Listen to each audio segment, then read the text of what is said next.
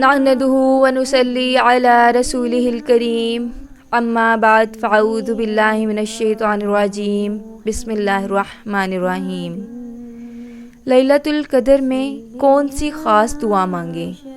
ویسے تو ہر قسم کی دعائیں مانگنی چاہیے، مغفرت کی دعا سب سے بلند ترین دعا ہے۔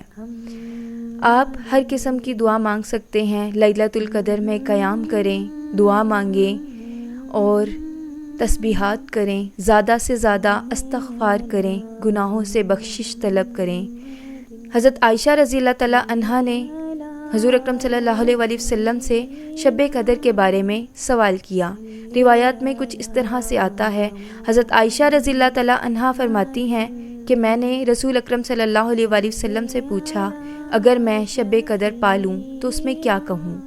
آپ صلی اللہ علیہ وآلہ وسلم نے فرمایا، کہو اللہم انک عفو تحب العفو فاعف عنی۔